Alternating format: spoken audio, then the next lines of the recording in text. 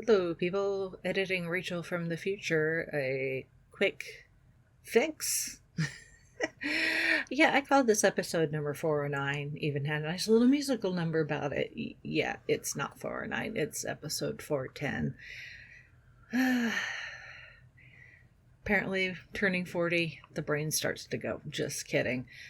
I was probably just tired. So, yeah, sorry about that. The image and everything will have the right number. I just call it the wrong episode number at the start. It's all good. This is John Bailey, the epic voice of Honest Trailers, and you're listening to the Fiveish Fangirls podcast. It's a Fangirls podcast with five-ish people. The tangents and squee will continue. Squee.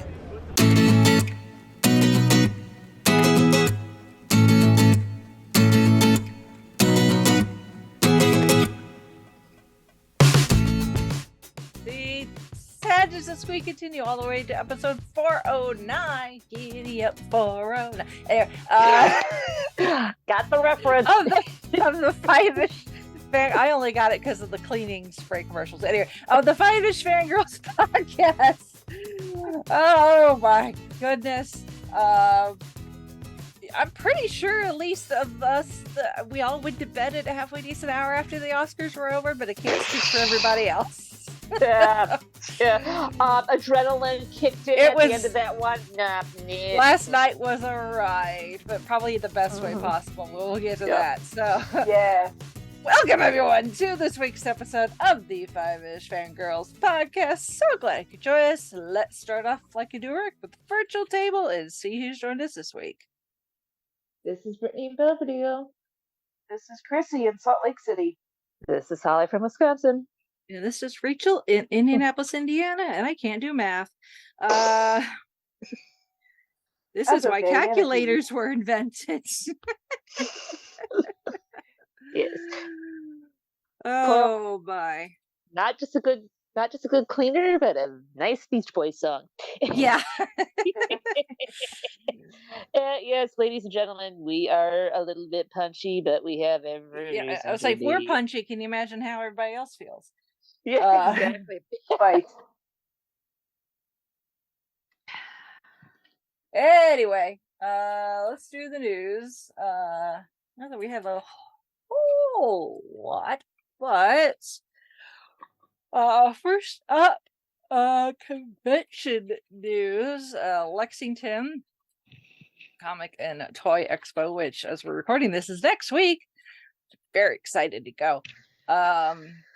Apparently can't keep adding guests up until the very last minute, apparently. So they've made some like cosplay announcements, which those are always good, to have cosplayers there and judging the cosplay contest and all that fun stuff. So, but anyway, celebrities, they made a few announcements, and the people I don't necessarily recognize, but one that we definitely all will know, Warwick Davis is going to be in Lexington, so that's pretty awesome. Because he's been in a lot of stuff. Yep. So obviously Willow, Star Wars, Harry Potter. Yep. Among other things. He's even been in Doctor Who. He played Porridge. He's Porridge, yes. Yep. Ruler of like the galaxy or something like that. Mm-hmm. Exactly what his title was. It was a big deal. Yep. Yeah, it's been a hot minute since I watched that episode. Yeah, the Silver Nemesis. Is that right? Silver Nightmare something. and Silver. Nightmare and Silver. Silver, yeah. Nightmare and Silver. Yeah. Silver Nemesis was a seventh Doctor. Oh, yeah. Well, Sylvester's going to be there too. So, There you go. It's all connected.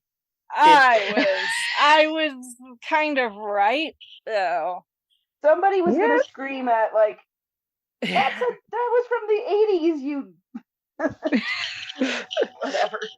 Yeah, whatever. So It's all Any good. hoozle. So, but yeah, anyway. Warwick Davis, that's exciting. So there is that. And then some trailers from the House of Mouse. They've been giving us, so we're all here waiting for dates for like Marvel related stuff. The Disney's like, yeah, you remember like the actual Disney stuff? We're still doing that. Yep. It's not just our acquisitions that we spent It's way not too just much Marvel money and on. Star Wars. Yeah, it's like we have actual like Disney, not Pixar, Disney stuff that we're doing. Just as a reminder. So this is the stuff that you get to have while you're waiting for everything else. I'm guessing. So we got a new trailer for the live action Little Mermaid. Mm-hmm. So got to see some of Prince Eric and Scuttle and Sebastian and Flounder. So yeah, viewer discretion advised with some of these character designs. I'm sorry, I'm not feeling it with Sebastian. Just that's it. Yeah, I mean, cartoon crab versus like photorealistic crab, like actual real life crabs are kind of creepy looking. Yeah, like there's a reason I did not hang out at the lobster tank at my grocery store when we would be shopping. Yeah, and I'm like, yeah, these things are creepy looking, and crabs are. I mean, in that same. Besides area. The fact that I don't usually eat seafood, there's a reason I don't go to Red Lobster. That too. So, because of all the things with with spines and pinchers, lobsters, crabs, take your pick. Yeah. Cheese. Yeah. Well, and they're sea spiders. Yeah. Well, it's like they're trying to make those little whatever buggy eyes emote, and I'm like, yeah, not a fan. Not a fan, y'all. Yeah. So there are just some things that we need to make in cartoon form because they're easier to watch, but whatever. It looks good. I say it's very realistic. They did a good job as far as animating. It definitely looked like a real live crab. And then we've gotten a look at the Peter Pan and Wendy. So we've gotten our look at Jude Law's Captain Hook. Hot Dumbledore, hot Captain Hook.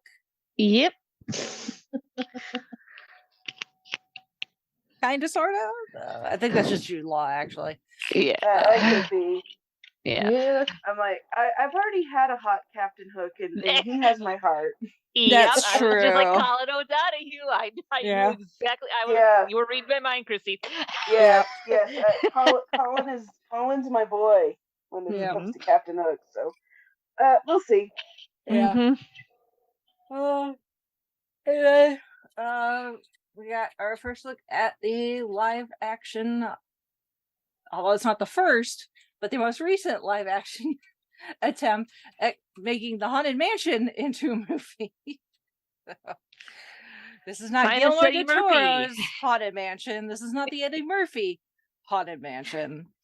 This is a different Disney Haunted Mansion. So, which I can just, well, and just like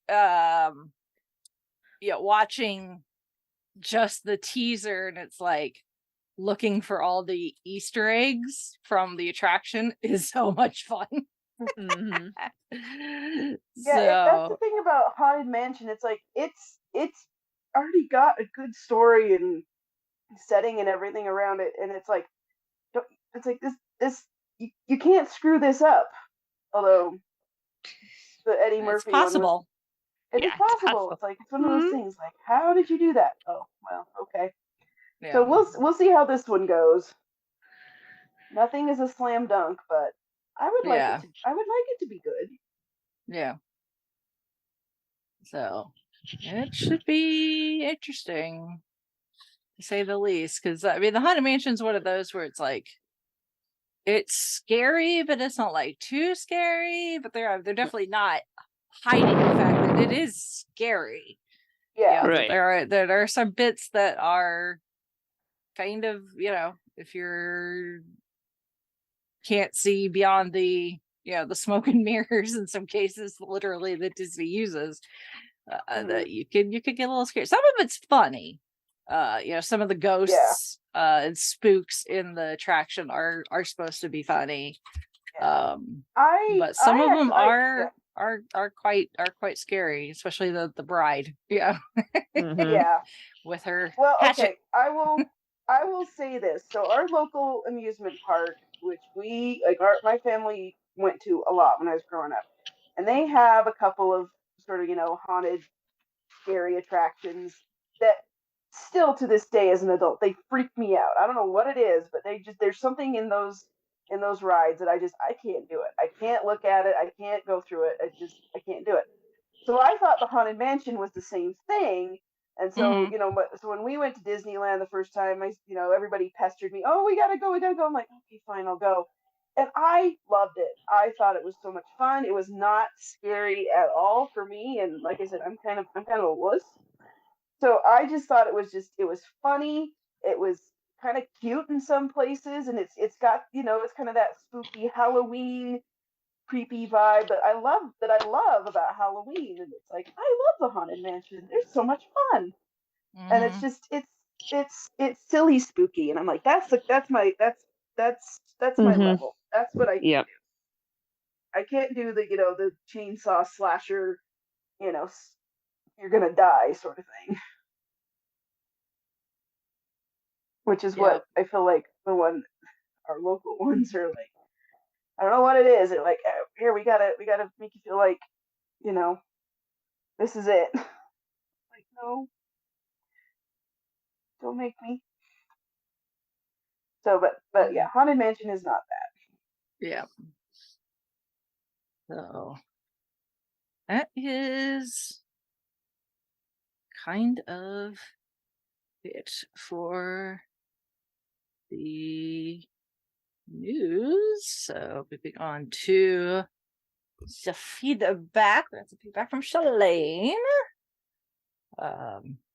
who helped add to our news. Thank you, Shalane. We do miss things. So you girls missed the trailer drops by Disney for Peter Pan and Wendy and the Haunted Mansion. We picked them up, so they are dropped no longer. So also speaking of the Haunted Mansion,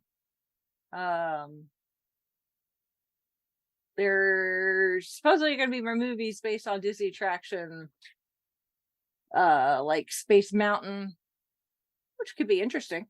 A remake of the Tower of Terror, because yes, they've done a Tower of Terror movie too, but apparently this one's going to be directed by Taika Waititi, and Scarlett Johansson's going to produce it. So that could be fun.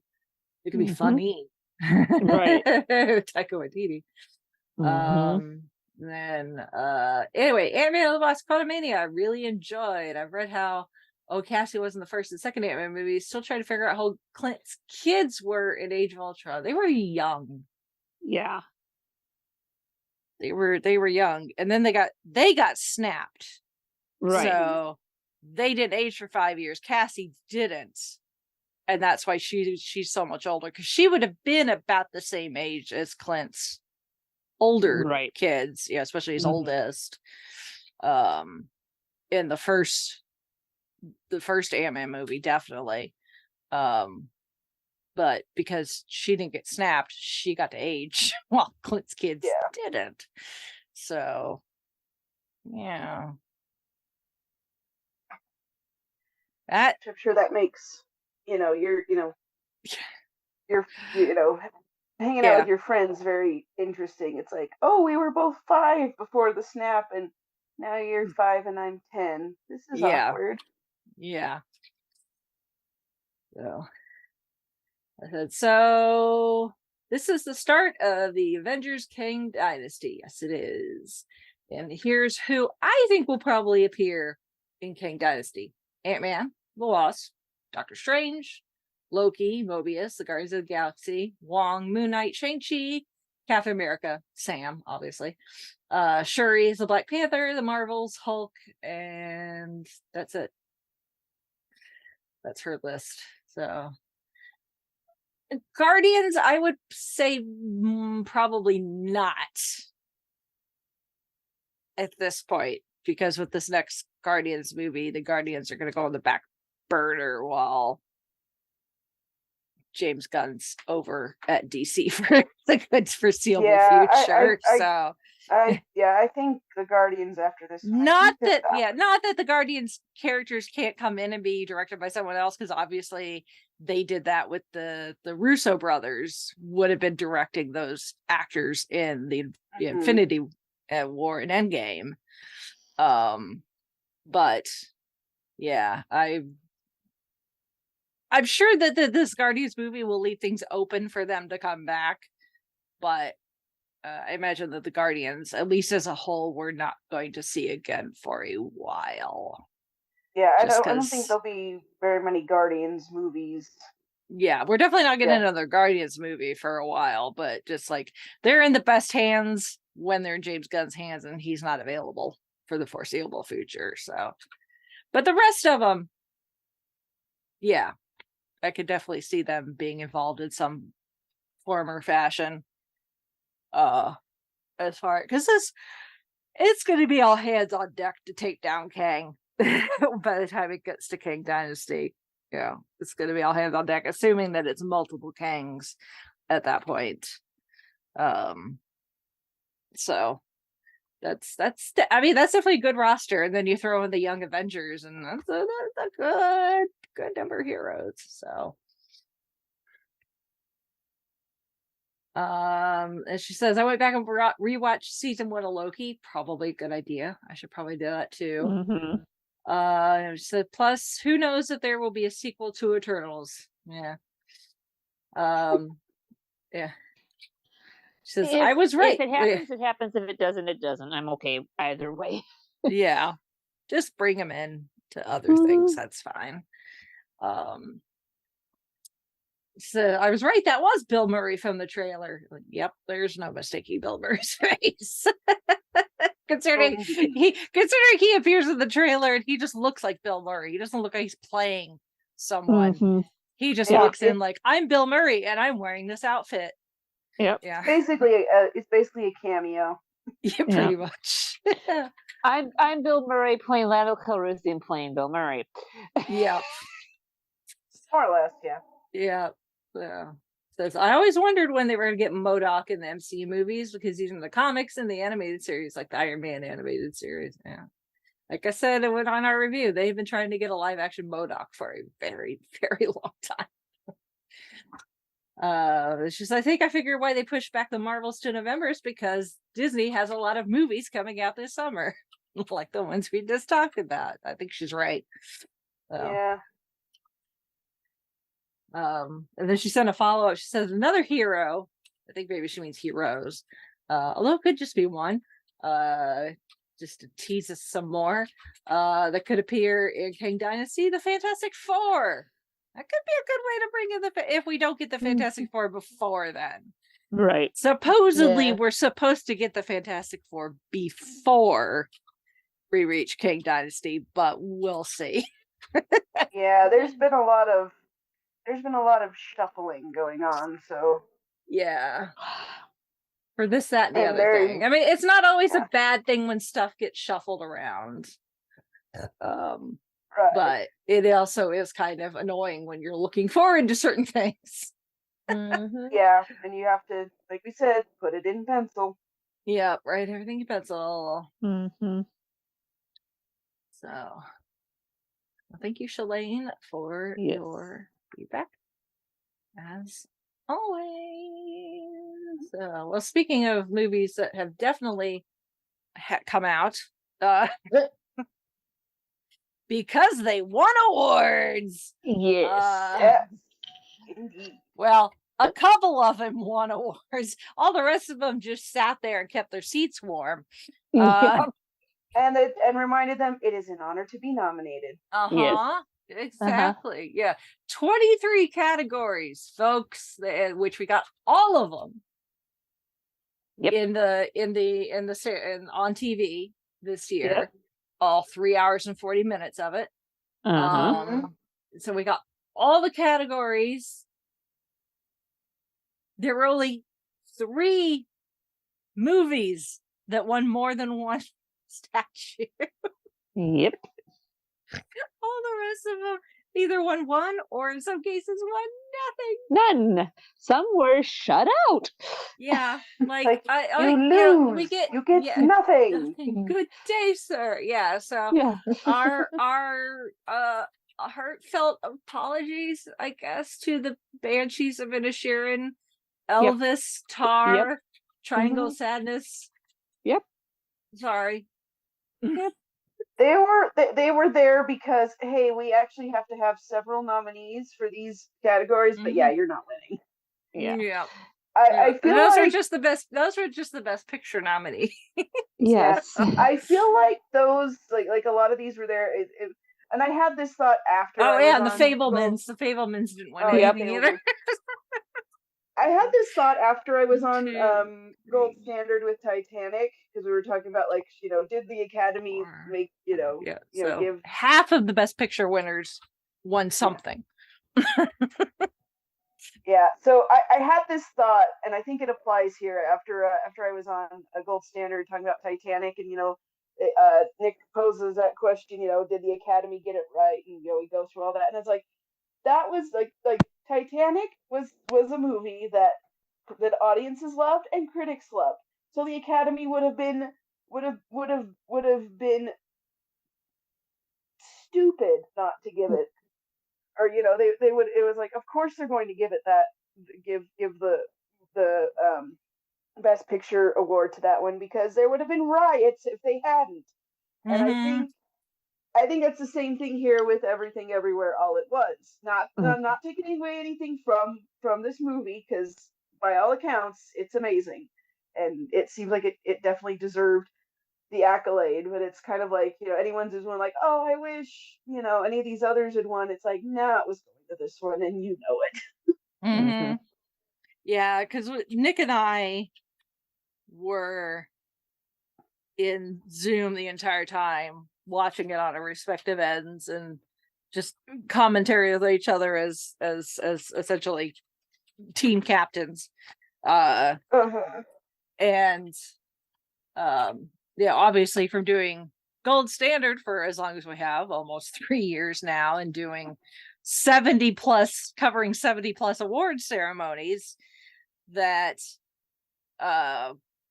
after a certain point, because the categories have changed obviously significantly a lot, from the very first ceremony, but even now are changing. Like, instead of having 2 separate sound awards, one for mixing and another for editing, it's just now sound. So even in the last couple of years, we're still getting changes. Things like feature animated film was not introduced until the early 2000s. So, so the awards categories are seemingly in flux, and have been for 95 Academy Awards ceremonies. But you hit a certain point where there are certain categories that, if they go a certain way, kind of indicate how maybe the rest of the award ceremony is going to go. So unless there's just some major upset, after a point you're like, oh yeah, this is kind of in the bag, for for lack of a better phrase. So it got to that point last night, but I also got to a certain point in our competition where we were just kind of watching it for fun, because it didn't matter. Right. Oh yeah. So last night was definitely Very, very interesting. Because we did our competition. So we had 2 teams this year, just like last year. To mix things up, I drew names and ended up with the exact same rosters. Pretty much, yeah. Pretty much as last year. So I drew them again with like one variation, and I got frustrated. So then I made Chauncey do it. And that's how we ended up with the rosters that we ended up getting. So on our side, we had the 4 of us plus Frank Mendoza, who's been on Gold Standard several times, and Mel, who is Sean's partner. And then the other team was the Traveling the Vortex guys and Zan. Yep. And Nick. So is that right? Yeah. Yeah. Yeah, that's right. Yeah. And so that's how we ended up. And then obviously once we got nominations, teams could start planning. We had a Facebook chat going, both for everyone to keep track of things, and to share news articles and the like, and then the individual teams broke off into their own individual chats to discuss things. So we finalized our individual decisions after the last awards ceremony, which this year happened to be the SAG Awards instead of BAFTAs because of the way the schedule fell. So we submitted our picks. I tallied them together. We ended up with 3 categories where we had ties. Because in this case, it doesn't matter if we had an even amount of people on the team or not number. Yeah. Either way, we have ended up with some tied categories as far as picks, because you could have 2 and 2 and then 1. Right. Yeah. So then that one person is just an outlier. So it's like, well, we're gonna ignore you, and these other 2. Right. Yeah. So in this case, we had 3 categories that were tied. We had 2 that were tied between 2 choices, which was of all actress, right? Best supporting actress. We had a tie. We had a 3-way tie for documentary feature. Yeah. With 2 and 2 and 2. And then we had a 2-way tie with live action shorts. Yeah, those ones are always tricky because you're just kind of like, well, this one looks good, so we'll pick it. Yeah. Right. Yeah. So or it's like, we gotta pick an underdog here somewhere. Which one is it gonna be? Yeah. So we discussed it. I left the floor open. It was like, if anyone feels extremely strongly about their choice, here's your moment. Make your case. You may be able to sway somebody. And we had some arguments for supporting actress. We actually also had some arguments for documentary. We didn't really have any arguments for live action shorts. So I think everyone was kind of just like, whatever. So we went over this for like, I let us all kind of sit and think about it for several days. And finally reached a point where we just could not make a consensus on our own. So I went to one of those online wheel things and made a wheel for each category and just let the wheel pick. Sometimes based off of consensus of that, we kind of got in this case, the wheel was right. Yes. All 3 times. So thank you, wheel. Rachel, keep that link for the wheel in the future. Yes. Yeah. You guys know how I want to do my choices next year. Yeah. The wheel loves us, so let's keep that going. What do we have to? What do we have to do to appease the wheel? Like, chocolate, massages, Yeah, really. So we finally got our picks put together. We ended up having 6 categories where we were different than the other team, which I think is pretty good. Oh yeah. Yeah. Yeah. That's the tricky part, because you want to be right, but you also have to be different from the other team so you guys can actually score. Win, yes. Yeah. Well, win. So you have a different score. That's what I meant. Yeah. So yeah, which is very interesting for someone like me who's kind of competitive, and I'm like, most of the time it's like I just need to score more points than the other team, but oh no, they could score the same way I do if we're both right. Yeah. Mm-hmm. Yeah. So so Nick and I watched some of the red carpet before it started, then it started. And yeah, a lot of the feedback I've seen on my personal like social media feeds on like Facebook and stuff, for the most part, everyone seemed to enjoy the ceremony. Yes. I've seen some complaints. Some people thought it was boring, which I guess after seeing someone get slapped last year, then no slapping is kind of dull. Like, oh, I wanted the brawl. I wanted more physical violence. Yeah. But to me, I mean, yeah, this was like, it wasn't controversial. No. But I mean, for the most part, it seemed to be very happy.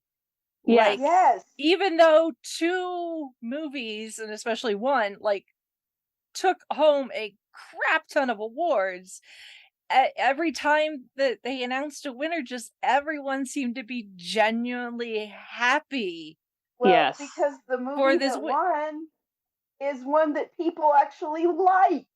Well, that too. I mean, this is, I mean, any other year, more than likely, if Everything Everywhere All at Once did not exist, All Quiet on the Western Front would have probably taken it. Oh yeah. Well, and that's another one that people seem to like, so I think they would have been happy with that too. Yeah, but it's a period war movie, which the Academy loves. Yep. Well, I'd have to look and see how many war movies we've actually, and war adjacent movies we've actually covered. It's a lot. I'm sick and tired of watching war related movies myself.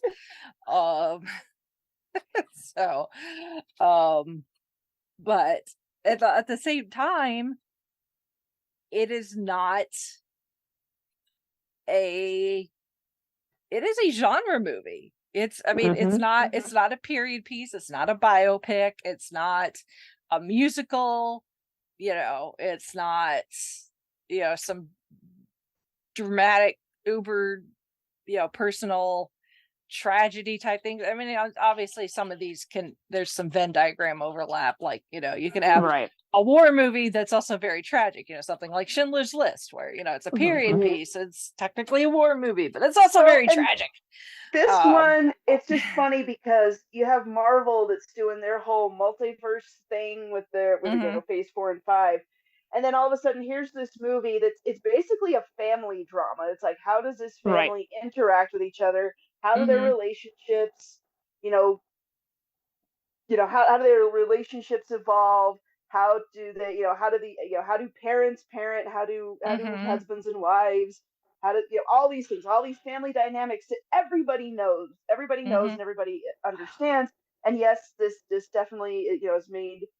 There's definitely an Asian American influence for that particular culture and those kinds of things that permeate that. But there's some Asian stereotypes. Yeah, but it's like everybody's got those weird family quirks that are cultural. Yes. And so even though it might not be our culture, we get it. We get that there's like the weird things that happen in families that are cultural, personal, all these things. And so it's something everybody can relate to. And then you add this multiverse thing to it, which is utterly bonkers, but a lot of fun. Yeah. And it just kind of adds, it's very much a what if sort of thing. It's like, well, what if, I mean, the whole thing, even like it's almost with the butterfly effect. Like, if you make one different decision, how different your life can be. It's funny and it's heartfelt. Mhm. And I'm sorry, the scene with the rocks in that movie, Yes. I absolutely cracked up. And it's rocks. It's like, Yeah, how the is this rocks and funny? googly eyes. The Yes. rocks and the googlies. I'm like, how is Yes. this? How can I take this seriously? No, Yes. it's hilarious, and I Yes. love it. Mhm. And I didn't expect to. And No, that's the thing, is like, you could like, they could have taken like the whole multiverse thing and been maybe very serious about it, you know, like the Matrix or something. But instead, it's like, oh yeah, we figured out how to traverse the multiverse, but even just the mechanics of being able to traverse the multiverse, you have to do something so out of character that you would never actually do in your own universe to be able to activate that ability. So you have these people that are like, oh, really need to, and some of it is, well, we're going to discuss it on Gold Standard when we get to it, which I'm very excited that it won, so that it's finally like a Best Picture winner I'm looking forward to doing. But it's just like some of the stuff that these people do to be able to just activate their power to be able to go in the multiverse. And it's just like, the I just see some had me cringing. I'm just like, oh my god, yes, yeah. Some of them are just like, ugh. But at the same time, so it's like, so this movie, it still hits like, these heavy, thought-provoking subjects, but it does it in a way that's fun. And it's like, it's sort of that thought of, yes, you can have these thought-provoking things, but if you do it, you make it fun and you make it enjoyable in a way people can relate to it, everyone's gonna love it. The critics will love it, the audiences will love it. And it's like, it doesn't have to be a heavy slog fest, which honestly, a lot of Oscar winner type movies, those are. And I feel like that's kind of a breath of fresh air this year, instead of all the real heavy, crazy crap. And then on top of that, you add, Brendan Fraser coming back, and everybody loves him. I was like bawling when they announced he won. I was like, you're back, my friend, come back. Oh, I'm so happy for you. Yeah. Because I adore you. I adored you in the 90s, and I know you were in a lot of really weird movies and crazy comedies, but yay. Yeah.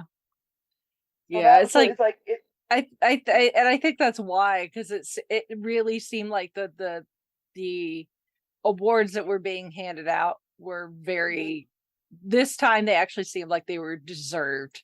That it wasn't people making something pandering to the Academy so that they might walk away with the statue, so they can be like, look, I'm an Oscar winner. Instead, it's like, no, they're genuinely the people that won deserve to win. And in some cases, I mean, for the most part, there were a few upsets, but even then they weren't necessarily like gross upsets. You could kind of be like, I could kind of see that, there were only two that kind of threw us for a loop. I think for the most part, I think at least one team got the pick right, except for a couple of categories. Like we all struck out on makeup and hairstyling. Because that went to the Whale. But I can kind of see that, because it's like, especially when you put Brendan Fraser and what they did to him with prosthetics against Tom Hanks and Elvis as the Colonel, and it's like, this is much better prosthetics and all that.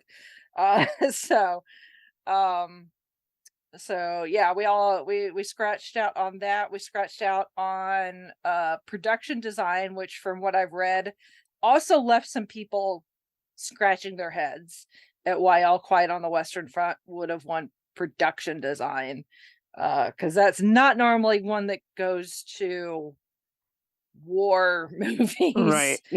They do like period pieces for production design, which is why we all picked Babylon, because it had won the BAFTA and the Hollywood Critics Association and the Critics' Choice for production design. So we were all like, we'll go Babylon. And again, it's a period piece.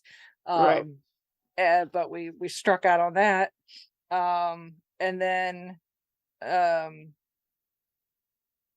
think that was the only one that both teams struck out on, because the other team, they beat us for sound, because they had picked Top Gun Maverick. Right.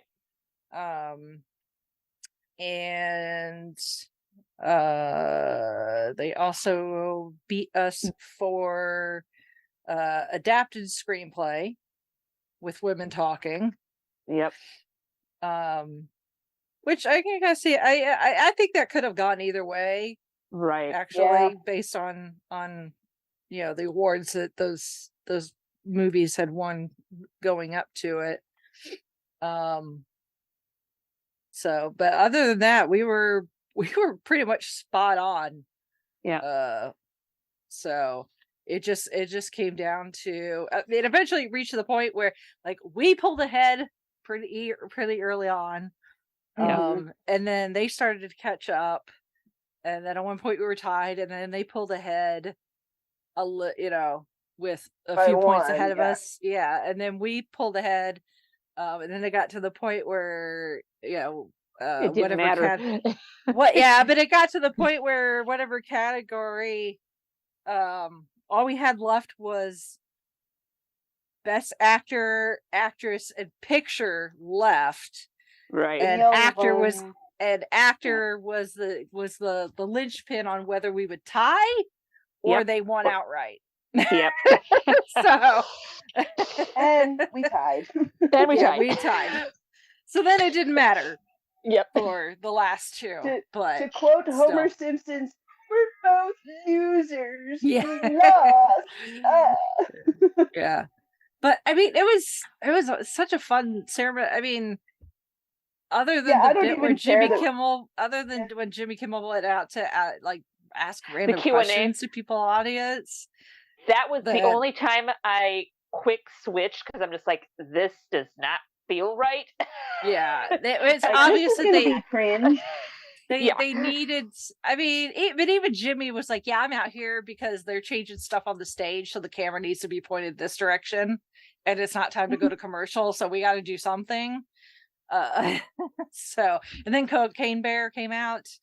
It was stomping up and down not actual bear, it was person in bear costume, but still Cocaine Bear came out and was like, blah, blah, blah, blah, I'm a bear, isn't this crazy, look at me, I'm at the Oscars. So that's the only time Cocaine Bear is going to be at the Oscars. Yeah, exactly. I would have rather seen more of the donkey. Yeah, really. So who's your picks for these? Yeah, really. Tap your hoof. Yeah. You reach a point where it's like, yeah, just give it to the donkey. So, but otherwise, I think Jimmy Kimmel did pretty good. He did as a host. So they're. I loved his opening. If you're gonna take me out, you have this guy, this guy, this guy. And I love when he said Guillermo. They went to Guillermo del Toro first instead of his. Yeah, instead of Guillermo from his show. Yeah. Oh yeah. I'm just like, that was perfect. Yeah. Well, then Pedro, I'm watching you. Yeah. Thank you for all the people who have done gifts of that. Those are going to be used quite a lot. Yes. Absolutely. Good old Pedro Pascal. He's like, yeah, that one show that I'm on that people are losing their minds about. Yeah, it's season finales tonight, but I'm here at the Oscars instead. Or two shows people are losing their minds about that I'm in. Yeah, but only one of them had its season finale last night. So. True. Yes. Speaking of, I watched that. It still got people talking, apparently. Yeah. Yeah. So, let's go over the winners. So, best animated feature presented by Emily Blunt and Dwayne "The Rock" Johnson, who honestly is the only person that could carry off a satiny evening jacket of that color. I mean, the man Which is why he carried a did it. bedazzled football in the game plan. So if he could Yeah. pull that off, he could pull this off. Yeah. So, and by no one's surprise, it with the Guillermo del Toro, Yep. is stop motion Pinocchio, which that was no surprise there because it had won the Critics' Choice, the BAFTA, the HCA, and the Golden Globe. Pretty much.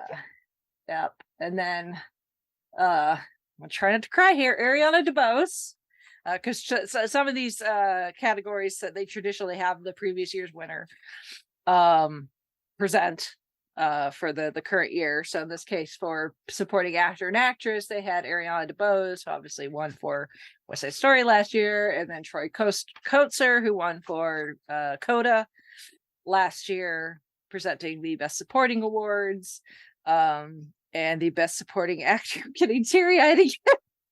And Ariana DeBose was getting teary-eyed because she was the one that opened the envelope to read it, and she had struggles when she saw the name to say it. Yeah, to say Ki-Hai Kwan's name.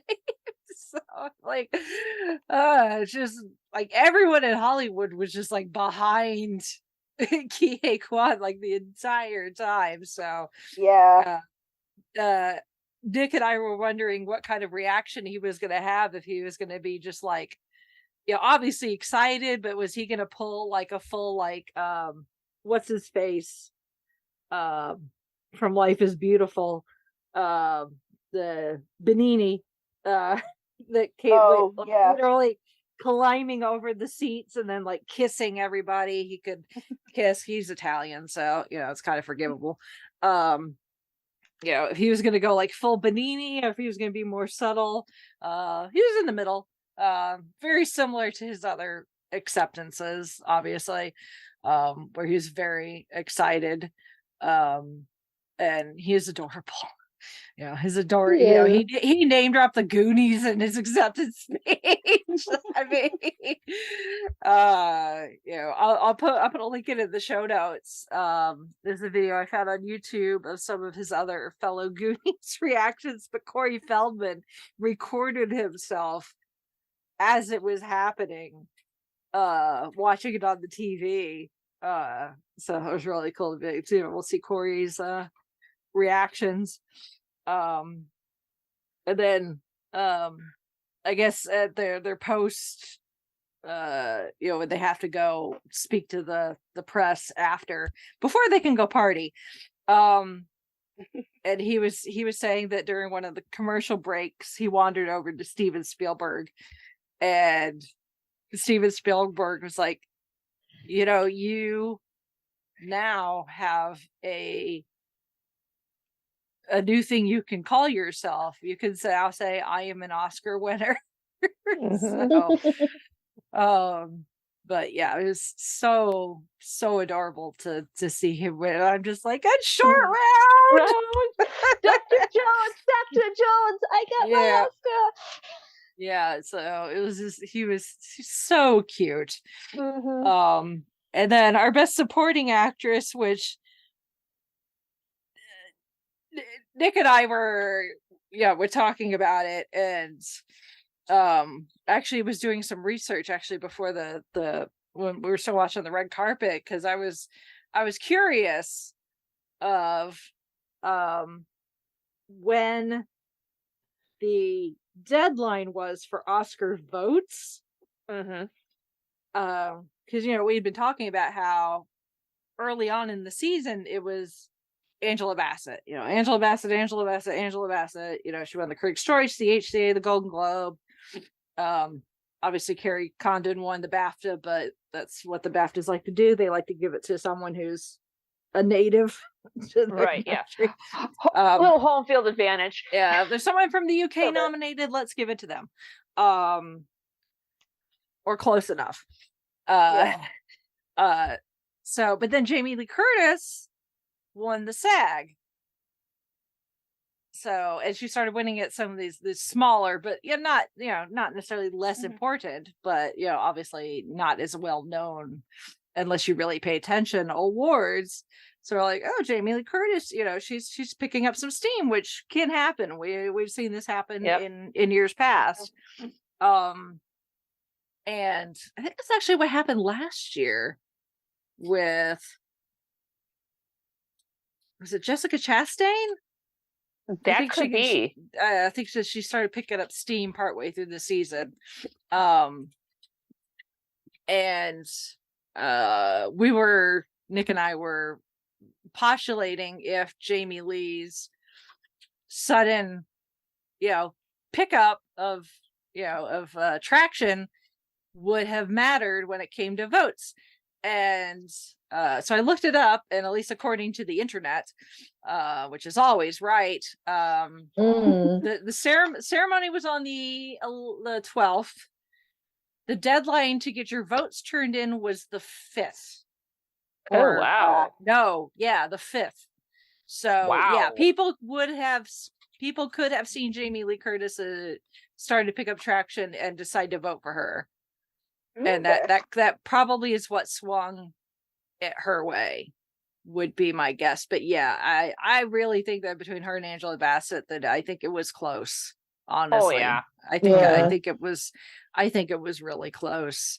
Because even one of the pre-shows is even talking that had been X number of years since there was a tie in that category. Because I was just like, okay, I'm happy either way, but I wouldn't mind if there's a tie and throws a little monkey wrench into the competition to make things interesting. Yeah. That part is we'll never actually know. Right. Yeah. They don't publish like, this person got this many votes and this person got this many votes. And... Because some people thought that having Stephanie Hsu also in there would split the vote. Yeah, that was a possibility, but I don't. I mean, Stephanie, she's really good also in Everything Everywhere All at Once. But yeah, I think it really did. I think it was a close race between those two women. And I mean, obviously, as a Marvel fan, I would have loved to finally see someone pick up an acting award for a performance in the MCU. But even just her for her to pick up the awards that those others and then get nominated is definitely a step in the right direction. Yes. For despite what some people like to say, Scorsese. Yeah. I still want those hours of my life watching The Irishman back. Thank you. Please and thank you. Oh, good. There is some very, very good acting in those silly little superhero movies, especially the Marvel ones. So, Queen Ramonda for forever. Yep. Wakanda forever. So, and then cinematography, which was whatever. All Quiet on the Western Front, again, no surprise. Yep. There. With documentary feature and best live action short, which documentary feature, The Wheel, worked in our favor with Navalny, which of our documentary feature nominees was the only one that had a big award already attached to it because it won the BAFTA. So, and then live action short was actually our other Wheel decider, which I did not really have a dog in this fight. I went and read like the summaries for all of them and was like, that one sounds good, so that's why I voted for the one I did. But it ended up going to The Wheel, and it went with An Irish Goodbye, which happened to be right. So best supporting actress. We did go with Jamie Lee Curtis because that's what The Wheel decided, even though a lot of us were like, I really want to go with Angela Bassett, but But the wheel said Jamie Lee Curtis, and the wheel was right. So Yes. all hail the wheel. Wheel, yes. yeah, all hail the wheel, kind of like the bagel. All hail the bagel. Hail the bagel. Yep. Yep. All hail Everything. the claw. Yeah. And then makeup and hair. Obviously that threw us all for a loop because no one got that one right. No. Or Because what did we have the picked? whale. We had picked Elvis, and so did the other That's team. what I thought. Yeah, that's Yeah, that's because we right. were like, okay, the musical biopic, it's got to get something, and no, Right. and I was like, hair and makeup to look like a person who actually, someone who is not Elvis, make him look like Elvis. That's got to be something. Right. And no, it's but now I look at him like, yeah, the better one won. Yeah. So and then costume design, we got that one with Black Panther Wakanda Forever. Ruth, what? She comes through us again with her second costume Oscar for the Black Panther franchise. Yes. So that was kind of the that's given. Yeah. I mean, just she does so well with the costumes for the Black Panther, because Zan has this thing, and I agree with her to a point when we talk about the Academy's decisions with each Best Picture, and that year, when we do the on Gold Standard, that her nitpick with costume is they tend to give it to period pieces that are historical, not necessarily something that's like fantastical that maybe is set in the past. But true period pieces, she doesn't necessarily like. I mean, as someone who is still trying to learn how to sew, and struggling, like garment construction is not easy by any means. No. So anyone that can make, hundreds, if not thousands of costumes for a film, bless you. But if you're doing a historical period piece, really you're just replicating stuff that already existed. It's not innovative or new design, as opposed to something where you have more freedom, like something in Black Panther, which obviously, Ruth, she pulls a lot of inspiration from actual African textiles. But she puts a lot of, because Wakanda is a very advanced country, she's able to put very modern things and twists into it. Like Ramonda's crowns are all 3D printed. Wow. As opposed to made by a milliner, like a hat maker or something like that. So so when you have the freedom to make something that's never existed before, a design that's never been seen before, I think it gives them a little edge, and I think that's why she has too. For so Black gorgeous. Panther. So yeah, it's absolutely gorgeous. So and still very is very gives a lot of reverence to the people of Africa and their culture and stuff. She's not, so I mean, how many tribes that they had? It was just jaw-dropping. I mean, you could have just done cookie cutter, but no, she gives every tribe their own distinct look, even if they're not seen on screen. I mean, some of the tribes we don't see outside of like the waterfall ceremony. Right, yeah. Exactly. So I'm totally glad that she won again. And then of course during the ceremony they peppered in performances for all the best original song nominees. So we got to see Natu. Yeah. That was thankfully nobody awesome. danced until they collapsed. Yeah. There was a lot less dust as well. Yes. There were no dance mishaps or accidents, because I'm like, oh boy, this could. It's so much fun though. Oh, and it's such an upbeat number. Yeah. Oh yeah. Yeah. It was very cool. And then international feature, which went to All Quiet on the Western Front, which really should not surprise anybody. Nope. By any means whatsoever. Yeah. So, and then documentary short and animated short, which documentary Was that the elephant one? Yes, Elephant Whisperers. Yep.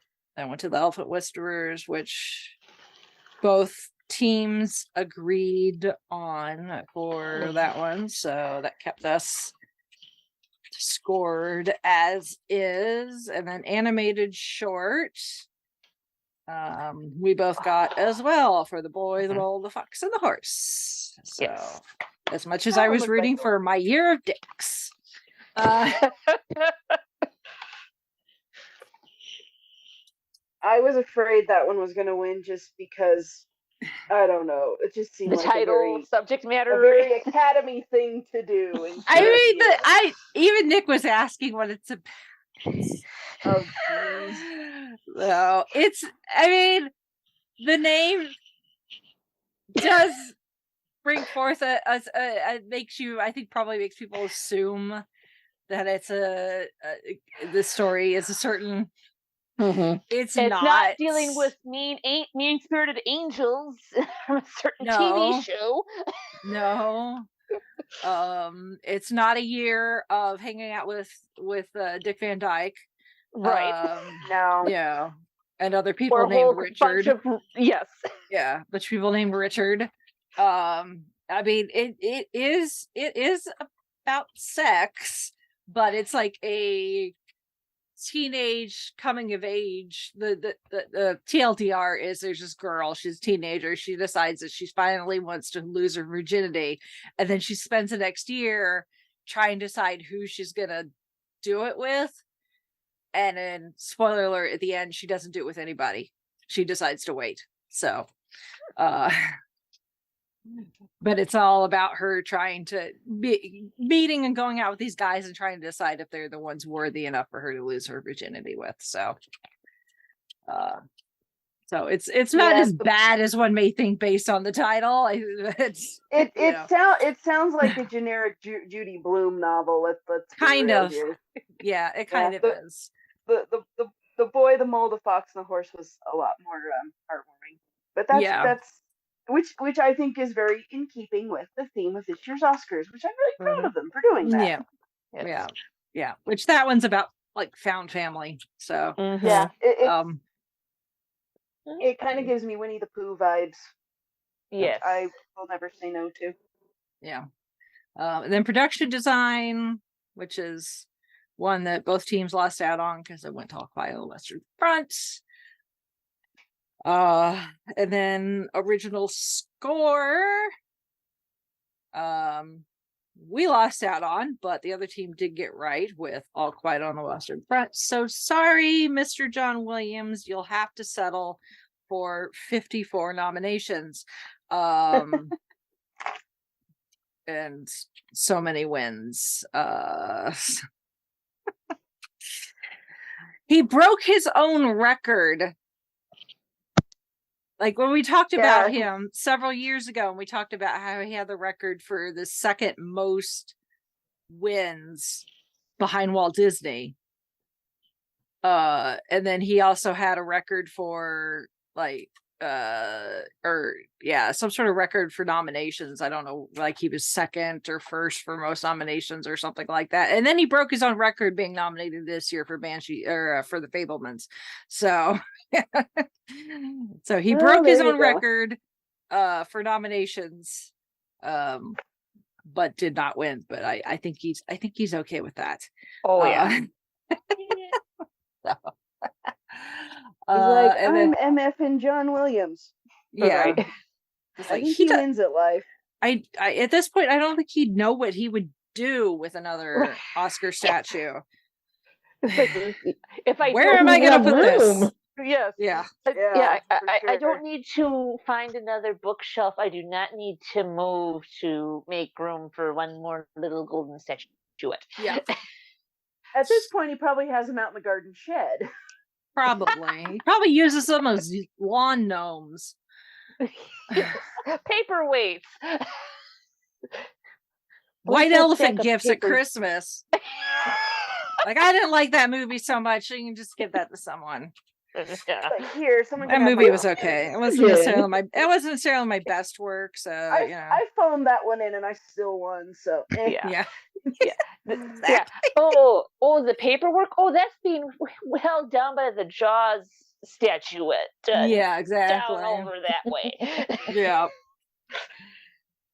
Oh my goodness. And then visual effects went to Avatar: The Way of the Water, which surprised no one. That's fine. Nope. If I was going to give Avatar an award, that one would probably be it. So yeah, that is fine. Didn't break any new ground. It's just doing what it did before. But here, it looked pretty. Yeah. And Disney will probably they'll probably add to their Pandora attraction with a water park or something with inspired by that. Something, who knows. Like, I'm sure they could squeeze something in on the water ride. There's some room there. Then original screenplay and adapted screenplay. We got original screenplay right for Everything Everywhere All at Once. Yep. And then we lost adapted screenplay because that went to Women Talking, which is the only award that Women Talking won that evening. Same thing for Avatar: Way of the Water. That was the only award it won that evening. Oh, the same thing with Top Gun. The sound was the only thing that it won for. We haven't gotten there yet. Yeah. Sorry. And sound. That went to Top Gun Maverick. Now Top Gun Maverick is fine. It was interesting that it was nominated for best, but I think that is mostly because it was the movie that kind of got people back into the movie theaters after so many years of pandemic nonsense. So I think it was like, okay, we have to honor it for this, so we will give it the nomination. But it is then like, no one thinks it's actually going to win. I mean, I think I saw somewhere Tom Cruise didn't even go to the Oscars because he was like, and James Cameron didn't either. Because they knew that they knew they weren't going to win Best Picture.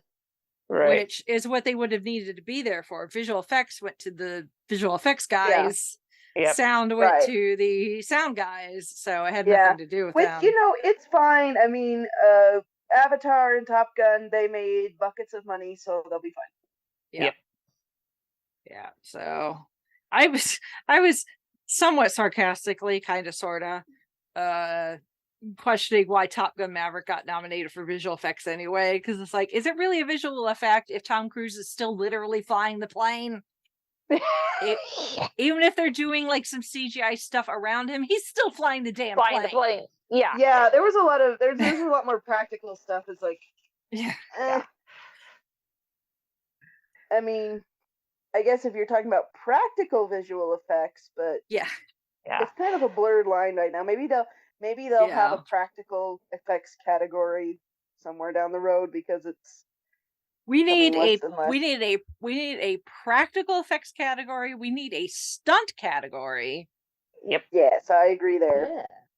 So, at the very least, and then original song after all the performances, it went to Natu Natu, which it won the Critics' Choice, CHCA, and the Golden Globe. So no big surprise, because it's just fun. It's a catchy tune. It's a banger. I mean, no offense to Lady Gaga and her totally, I don't give a flying, mouse fart. I was dolled up on the red carpet. If you didn't see me then, too bad. I'm going to do this performance on the Academy Awards with no makeup, a t-shirt, and ripped jeans. Yeah, because she's Lady freaking Gaga. Yeah, more power to her. That was a very impressive performance. It was just like, wow, that shows you, because normally she's dressed up to the nines. Oh yeah, and she was on the red carpet. Yeah, she was. And then it's just like, for her to do that, I'm just like, okay, that's. Yeah, I almost didn't recognize her when I first saw her on the red carpet, actually. Right, yeah. Because that hairstyle that she was doing, which, I mean, her hairstyle was actually very simple. It was just a braid, but it was pulled back, and it was like giving her like this weird, almost like facelift effect, and it made her face look different. So that's why I didn't realize it was her at first. Well, at first I thought they said that she wasn't going to perform. Was she? Yeah, they had confirmed 4 out of the 5 nominees, and then she confirmed like that morning. Yesterday morning that she was going to be there. So, but they didn't expect her to walk the red carpet, because a lot of the others didn't either. Because like Rihanna, she bypassed the red carpet. She showed up in like a football jersey and sneakers, and immediately was like back, headed to the backstage area to wherever to get all done up for her performance. So so although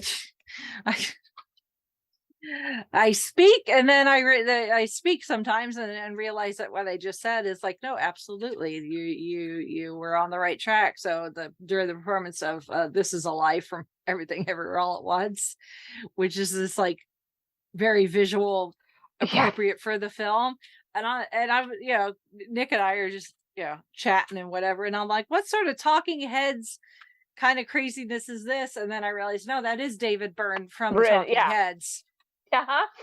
With said hot dog hands, with hot dog fingers. So I was like, if you just wait a few more seconds, Rachel, you'd realize that it actually kind of is the Talking Heads. Yes, in a way. Yes. You're like, wait a minute. Yeah. Then we had the in memoriam segments.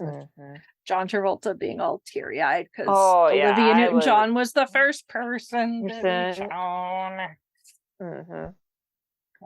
But it was very nice. Did an awesome job with that especially song. Compared to last year. This was much better. It was like it was somber without being overly sad. Right. So it still had that bit of, we're still going to celebrate the life and accomplishments that these people lived, but not over the top. Good job. Which is the way it should be. So kudos to Lenny Kravitz. Yes. For busting out a song that's like from like 2007. That's all right. Yep. And then film editing, I went to Everything Everywhere All at Once. Again, not a surprise, because if it wasn't for good editing, this movie would have fallen apart. Oh yes. Yep. Fallen apart. That is with the premise, it was going to live or die by the editing. So it deserved every single bit of that statue. So, and at that point, we were realizing that things were getting very interesting in our competition. So then we got close. That's putting it mildly. Yeah. So then we got to the director category for best director. And at that point, it was another category where we were in agreement. We both agreed that it was going to go to the Daniels. But it's one of those categories that, along with screenplay, is usually an indicator of how Best Picture is going to go. Right. So the fact that Everything Everywhere won for original screenplay was a good sign. Yeah. Obviously, the acting awards also helped too. But that doesn't necessarily guarantee a Best Picture win. So it comes down to things like screenplay and director. Usually are your markers. So it went to the Daniels, which is very exciting. They were very excited. Because it was the second time they'd been on the stage at that point, because they wrote the screenplay. So they won for director. And then we got to best actor and actress. And then the tissues really came out. Oh, yeah. And we did actor first, which this was going to be the deciding category at this point. So yes, the other team, they were really, really hoping that Austin Butler could take it. Yeah. Even though Elvis had won diddly squat yeah. up to this point. I don't know who it was in the chat. They're like, Elvis has left the building. Yeah. I'm not sure if it was Nick or if it was Glenn or if it was Sean. Somebody. Yeah, it was one of those guys, and I was just like, I mean, this was like the main category that I was just so hoping that Brendan Fraser got, because yes, just this whole story of him, and I'm like, someday they're gonna make a movie about this. I mean, because it is just so amazing and sad and bonkers and ultimately heartwarming, because like it is, because it's not very often where it was Hollywood / the public, as much as we say we love a comeback, at the same time there's also the weird, the weird evil part of all of us that kind of like to see people fail, which is just weird, but I mean that's just human nature. Yeah. But Brendan Fraser, who's just he's a chocolate cupcake. Like he's always been kind of beloved, but he's never been like, I mean, obviously the Mummy movies are probably like his biggest thing he's ever done, and they're really good movies. I mean, he does it, for me, growing up, like I saw him in like George of the Jungle was the first one I ever saw him in, and I thought he was hilarious in that. And I saw him in this no particular order, and Bedazzled I loved. Blast from the Past is really funny. Like it's a certain sort of humor, but I'm like, oh gosh, this is so with great. Christopher Walken as his dad. Oh, it's It's like it's like it's one I haven't seen in a really long time. Like, oh, I want to look that one back up and watch it. And it's just, and yeah, he did like a lot of the really goofy slapstick sort of comedy that Encino Man. Encino Man. And funnily enough, there's a scene in Encino Man where he's being given an award by Kyuhei Kwan. Yep. Okay, that's amazing. Because Pauly Shore tweeted out the day before wishing my two buds the best. Yeah. And like I know like Brendan Fraser he's not like been a Hollywood darling sort of a thing, but for me it's like, oh come on, let this guy like, and then you find out like it was a few years ago that I was like, oh, I haven't seen him in a while, like has he been in anything, what's been going on? Then I like looked up and found out what happened to him, and I was like heartbroken, because I'm like, I love this guy. So, he was such a fun actor, and I love his movies. I'm like, how dare this happen to him? How could all these terrible things happen? And I was like, I feel so awful, and just that I never really knew, and I never really thought about it until just randomly do a Google search for him, like, oh no. And and it's just Hollywood, chewing somebody up and spitting them out. And I felt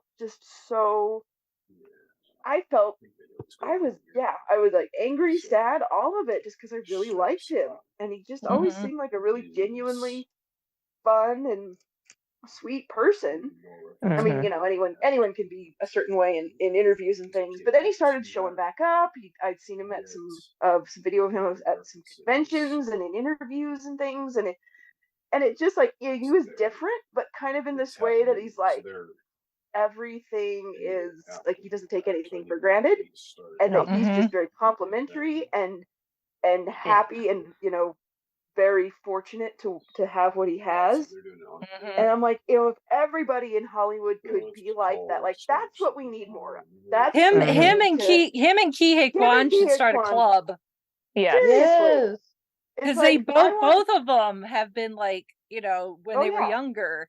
I mean, even Kyuhei Kwan, I don't know if it was like a pre-Oscar interview he did, or if it was the interview he did right after the awards, but he was talking about at one point his like actors' health insurance had ran out because he wasn't getting booked anything, so he was uninsured. So it's like if he got sick or something, he was he'd not be in a good screwed. spot. Yeah. Well, and it's like, I mean, I don't know that I will ever see The Whale because it's not something I think I would enjoy.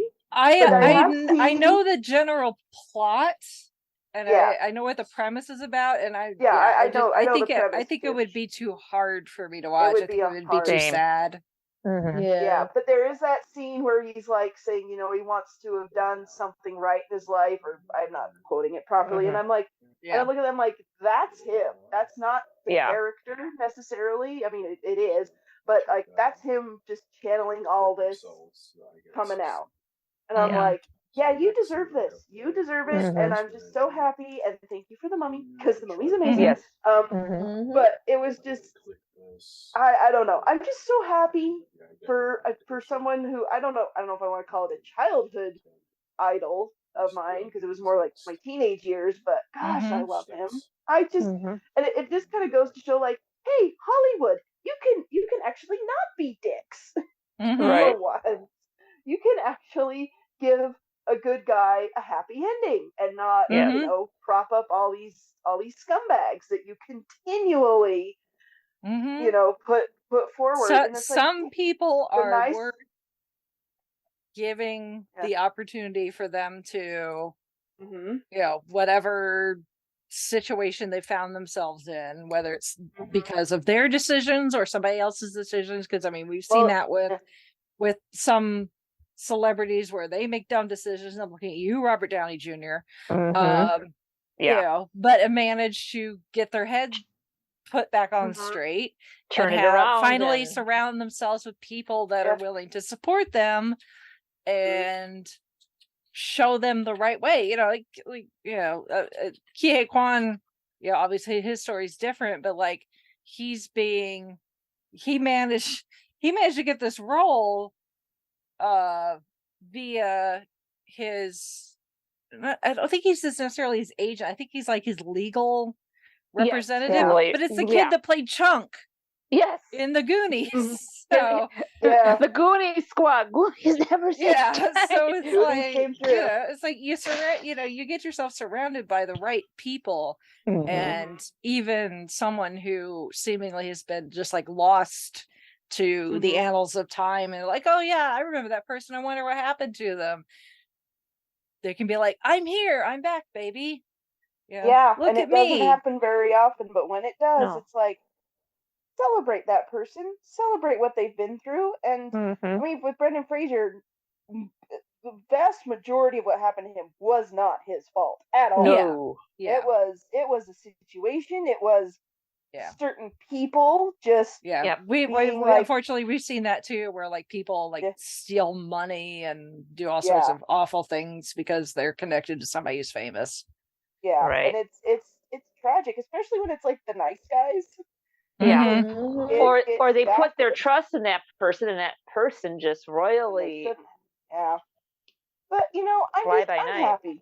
I'm happy he got his moment in the limelight. I'm happy that this goofball from the 90s that, you know, nobody ever thought, you know, the critics never really liked him or what he did or took him seriously. Seriously. And look at him. He's accepting a freaking Oscar for Best Actor. It's like, you know, you go, man. Like, and he's a fellow Hoosier. He's from Indianapolis, so he comes home actually every now and then. I mean, cool. That's cool. He's come back for like the Heartland Film Festival sometimes. Nice. There's I hope we have a movie theater that I'll go to sometimes. It's all the way up in Carmel, so it's a bit of a drive for me. But it's one of those where they serve you food at your seat and stuff, and they've got their own brewery and everything. But the hallway you walk down to go to the movie theaters, part of the walls have these huge images, black and white images of famous Hoosier actors.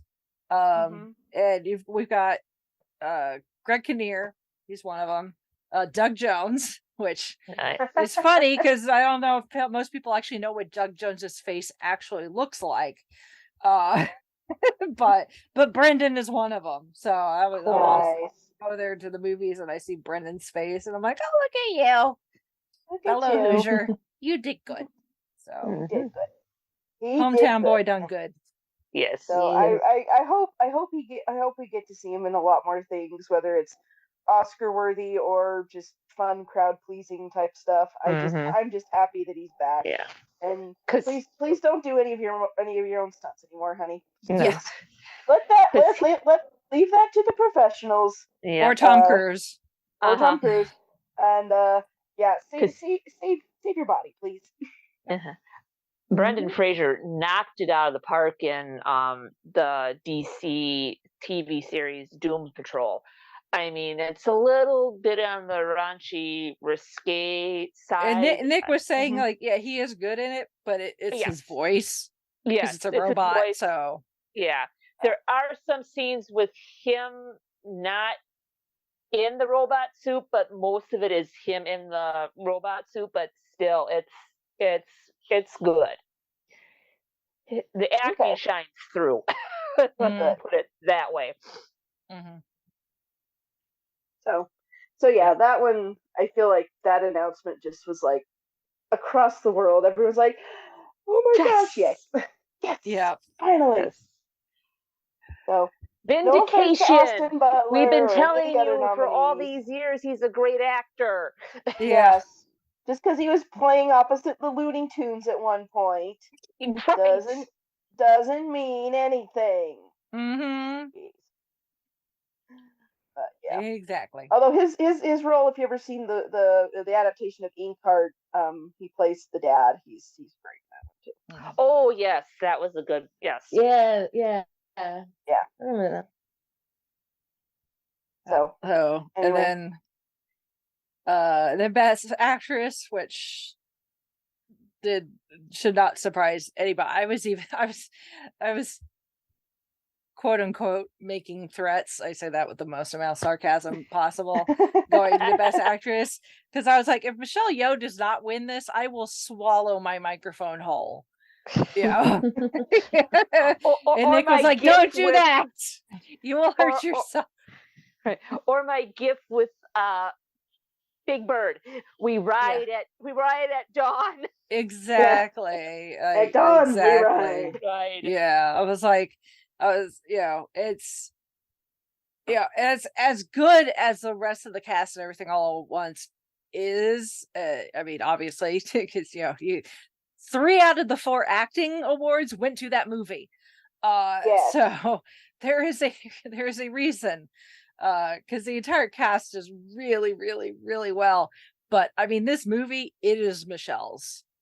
Yeah, that is true. She is the hero. She's the matriarch, the head of this family in this story, and this was her award. It was her award, and she deserved it.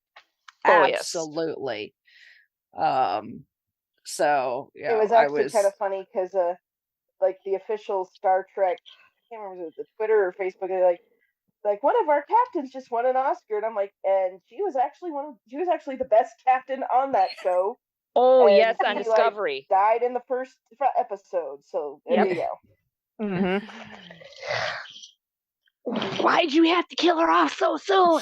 Yeah, exactly.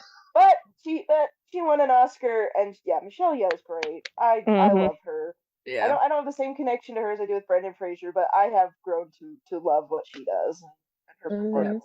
So she's very cool. well deserved. Yeah. Absolutely. And I love, what she said in her acceptance speech. She's like, don't especially to the women, don't let anyone tell you're past your prime. Yep. Yeah. Well, tell more stories. She tell is more stories 60. About moms. Yeah. So it is never too late. Tell more stories about moms keeping their families together and keeping things going, because moms the moms are the superheroes, darn tootin'. Yeah. That's what I loved about this show. This movie is like, oh, this is a mom who's like, just she's doing her mom thing, and then crazy stuff happens, and it's all about her family. And I'm like, oh, Mm-hmm. this is great. This makes me feel all the warm fuzzies. Yep. She's also part of go. the MCU. She's in Shang-Chi. That's what I thought. That is true. Yep. That is true.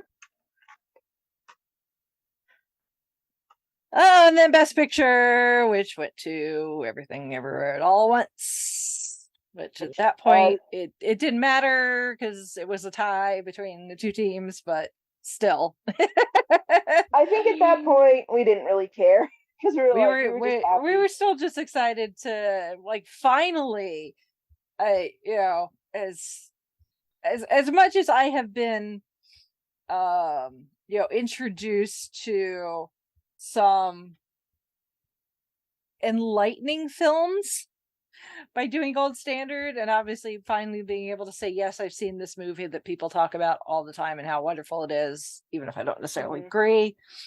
It's always nice to see a film that I genuinely enjoyed win. Yes. So not Agreed. Because there was some that have won where it's like, oh yeah, that was a good movie, but not necessarily a movie I necessarily want to watch again. This I genuinely loved this movie.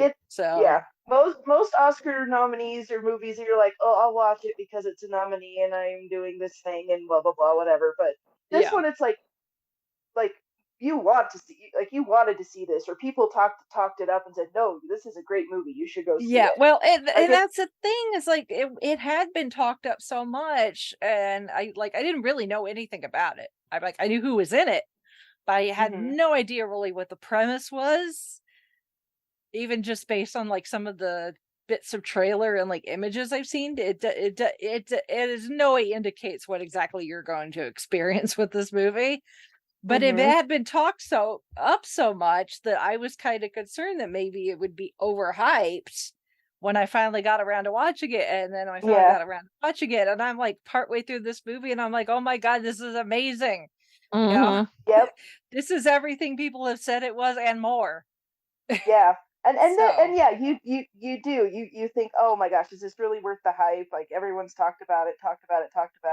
Is it going to live up to expectations? And you see it, and sometimes those movies don't actually deliver, but this one did. So so that there's even more points in its favor. So like I said, I'm very, very excited to review this on Gold Standard when we get to it. Depending on how the timing goes, it may be the second to last one we review, I guess, because we should be caught up about Oscar time next year. Oh wow! Based on Nick's schedule as he's got it written out right now, but that's assuming nothing weird happens with the schedule. So it also depends on when the Oscars actually fall next year, because they can be anywhere from February to mid-March. So depending on when the Oscars fall, it may or may not be the last or second to last one we do before next year's Oscar ceremony. But yeah, I'm excited that Everything Everywhere All at Once won.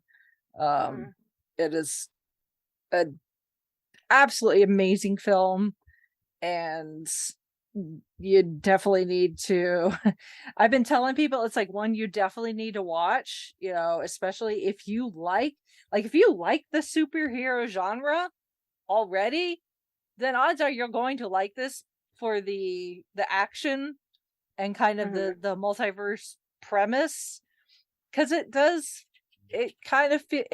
feels like a family movie, but also feels like a superhero movie. It also feels like a comedy, a drama. It's got a little bit of everything.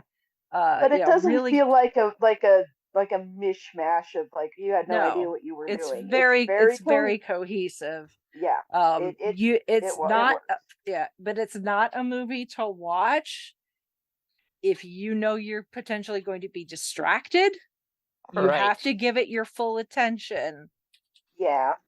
Otherwise, one, you'll lose the thread of the plot probably at some point. And two, there are some captions, and not just because sometimes they speak Mandarin, because like the rocks, they use captions for the rocks. Yeah, because so the rocks are just sitting there, but you will they're miss talking. the entire conversation between the rocks, the hilarious conversation between the rocks, if you're not paying attention. So and in my view, now the movie is great.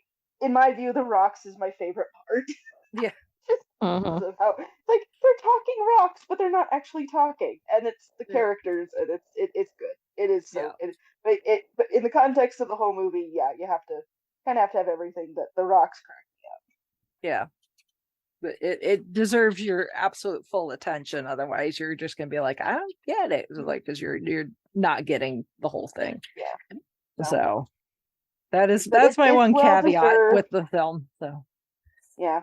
And honestly, after so many years of the Oscars kind of not being that satisfying, I kind of feel like this year's was like, hey, we can actually, entertain people and not be jerks, and people will come in and actually cheer for the people we've nominated, and they've seen the movies, and so it feels like, and we've talked in fandom, we talk a lot about, they're just rebooting different franchises and redoing the old IP and what's going on, and this has all just been done before. Well, then you get a movie like Everything Everywhere All at Once, and it's sci-fi, and it's a new idea with tropes we've seen before, but just done in a new way. And it's like, more of this, please. Maybe not necessarily the exact thing, but mix it up a little bit. And I will be interested to see if the Daniels come up with what their next thing is, because and they're good at what they do. I'm gonna be keeping an eye on them. So absolutely. So at the end of the day, we tied.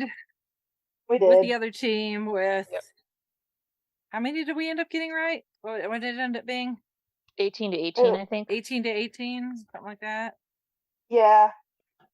So, but as far as the individual scores, I don't know who was the individual winner on the other team, but Chrissy won again.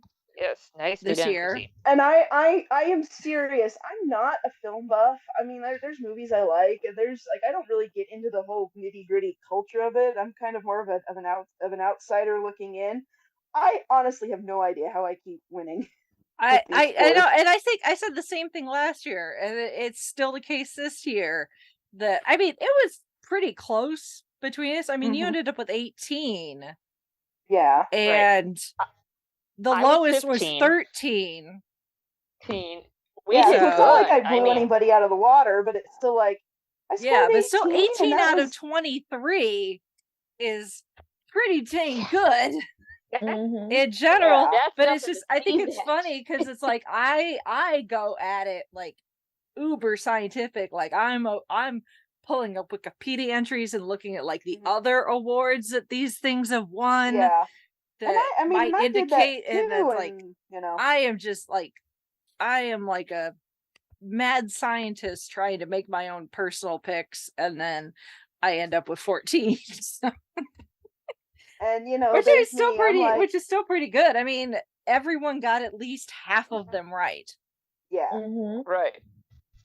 Which is helpful. But yeah, I'm like, I don't know. But anyway, but yes, because we tied, we're both losers. Yes. Nick as captain of the other team and I as captain of this team have decided that instead of going with the tiebreaker for reasons that we're not going to get into, we decided that the best course of action was to go ahead and just agree on the tie, which, in some sports you can do that. In soccer, they do that all the time. Yeah, you can do that. So we're going to just agree that it's a tie. So each team is going to have to do a bad movie. Yes. So we're both And- winners and losers because we're both getting punished. Or in Sean and Mel's case, they're getting doubly punished because they live in the same house. And they're gonna have to both watch each other's punishments. So Yeah. Yep. Sorry, guys. I mean, I guess if they really wanted to, they could watch them on their own, but that's not the way they roll in that household. They tend to watch movies as a family. So, but since Chrissy won, she got to pick the movie, so I gave her the list. And I do realize, Sean and Mel, you guys have a little one in the house.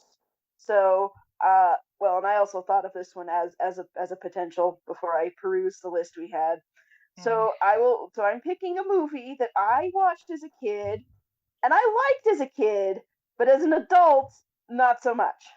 And that is Problem Child 2. So I don't know how Shy does with vomit on screen. So I will leave that up to your jurisdiction on whether she watches it with you.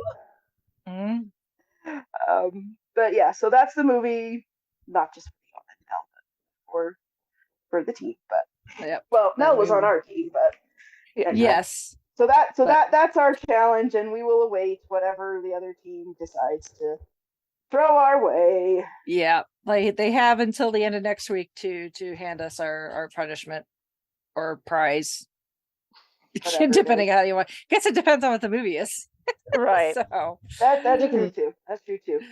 And maybe it's something's like, hey, that wasn't too bad. Yeah. Because some of the movies that we thought were going to be punishment, they were just like, what are you talking about? This is absolutely fine. Yeah. Like, I mean, it might not be my first choice of entertainment, but for, yeah. As long as your name is Rachel. Yeah. Well, considering their first pick before they landed on Lawrence of Arabia. Oh my. Which I had to veto because it was not appropriate for us or our listeners to review. Oh, so I know. That's the thing is I don't even know what it was, and I appreciate Vampire's Kiss. It's a Nicolas Cage movie. It's disgusting. Where he gets turned into a vampire. Yeah, there's things with bugs and all sorts. Yeah. So I think it's rated R. So it's not. It wasn't really. If we were a different podcast, maybe, but it's like no, we need to keep this somewhat appropriate to our not only ourselves but our listeners. So that's how we ended up with Lawrence of Arabia. Yes. Well, like here, if we're not going to discuss you, we're just going to bore you to death. That's the route they decided to go. And here I am making them watch Problem Child too. Yeah, well, I don't do well with vomits, so I wouldn't enjoy it. So that's me. So I'm glad I don't. Yeah, have to watch it's got a lot of gross out humor, which when you're a kid of a certain age, you think is funny, but when you're grown up, you're like, no. Yeah. At least that's the case for me. Yeah. So, but we will hold on to the others on the list for next year. Yep. We'll see what happens again next year, but I had a lot of fun with this year. Oh, I did too. Yeah, I did too. This is probably the funnest year we've had. Yes, I think so far. So yeah, and I wouldn't mind having Jimmy Kimmel back as host. I mean, he walked the good fine line and didn't step over too much. Well, his talk show is also on NBC, so technically he already works for the Mouse, so he knows what the line is. Yeah. So yep, that helps. Yeah. He knows probably who why his they went with him. He knows who his paycheck gets signed by. So like he signs my paycheck. I better keep. I better be on my best behavior. Yep. Pretty much. Yeah. All right. So we're gonna put this one to bed. Yep. Until next year. Until next year. Well, if any of our listeners want to chime in on their thoughts on the Oscars, if your favorite won or didn't win, or what you enjoyed about it if you watched the ceremony, send us some feedback. Let us know what your thoughts are. Our email address is fivishfangirls@gmail.com. You can also visit our website, which is thefivishfangirls.com. That has links to all of our social media and ways to support the podcast through Patreon, our merch shop. And so go check that out. Leave us comments on Facebook or Instagram. And find us and leave us a review on your favorite podcast feed app. And thank you again for listening and for your support and for being our loyal audience. And we love you guys. So take care, everybody. Yep. All right. Well, with that, we shall sign off for this week. This is Brittany Fiveish saying goodnight. This is Chrissy saying goodnight from Salt Lake City. This is Sally from Wisconsin saying good evening. And this is Rachel in Indianapolis, Indiana. All hail the bagel! Yes.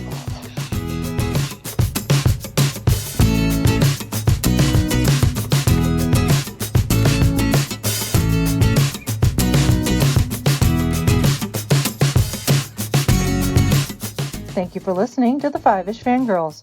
Please visit thefivishfangirls.com for details on how to further support the show, along with information on our nonprofit, Fangirls Give Back. We love our Fiveish fam and appreciate all of your feedback, shares, and encouragement. Remember to keep letting your geek flag fly.